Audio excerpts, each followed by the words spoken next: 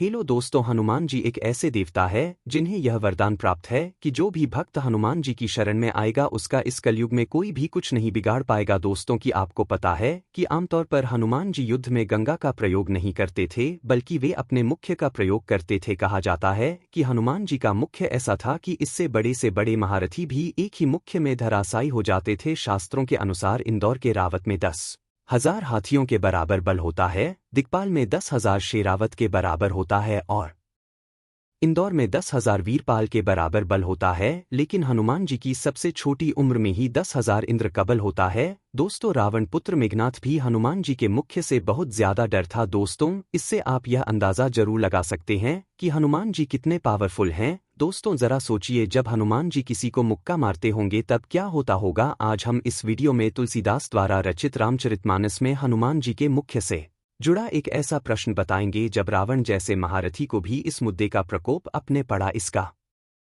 उल्लेख तुलसीदास द्वारा रचित रामचरितमानस में मिलता है। यह उस समय की बात है जब मेघनाद में हनुमान जी पर ब्रह्मास्त्र छोड़ा था और ब्रह्मास्त्र का मान रखने के लिए हनुमान जी ने स्वयं को बंदी बना लिया था और उन्हें रावण की सभा में ले जाया गया। वहां रावण के सामने हनुमान जी की कई विशेषताओं पर बात हो रही थी, जैसे कि हनुमान जी का अपार बल, उड़ने की शक्ति और विराट रूप धारण करने की शक्ति इत्यादि। उस सभा में सबसे ज्यादा प्रसंग हनुमान जी के मुख्य की ही हो रही थी। जब रावण ने हनुमान जी की मुख्य की प्रशंसा सुनी तो उसने हनुमान जी से कहा, आपका मुख्य बड़ा ताकतवर आओ जरा एक मुख्य का युद्ध हो जाए। फिर हनुमान जी ने कहा, ठीक है, पहले आप मारो। रावण ने कहा, मैं क्यों मारूं, पहले आप मारो। वह हनुमान जी कहते हैं कि आप पहले मारो, क्योंकि मेरा मुफ्त का खाने के बाद आप मरने के लायक भी नहीं रहोगे, इसलिए पहले आप ही मार लो। दोस्तों, यह सुनकर रावण बहुत ही क्रोधित हो गया और अपनी पूरी शक्ति से एक बहुत ही जोर का मुख्य हनुमान जी को मारा। इस प्रकरण की पुष्टि रामचरितमानस की यह चौपाई करती है। जानते अपनी भूमि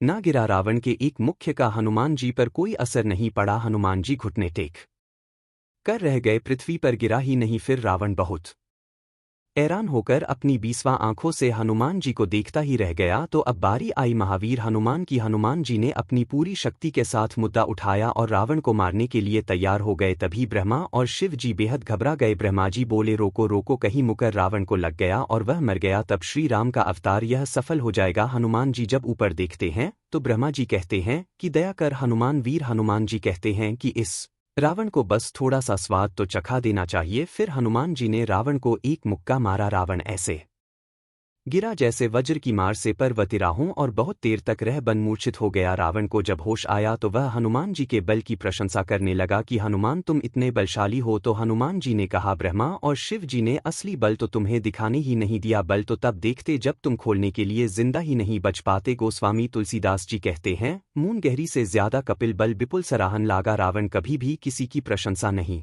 करता था, लेकिन मजबूरन हनुमान जी की प्रशंसा कर रहा है। इस प्रकार हनुमान जी ने बस एक ही मुख्य से रावण को उसका स्थान बता दिया। दोस्तों, एक बार हनुमान जी के लिए हमारे कमेंट सेक्शन में जय बजरंगबली लिखना न भूलें।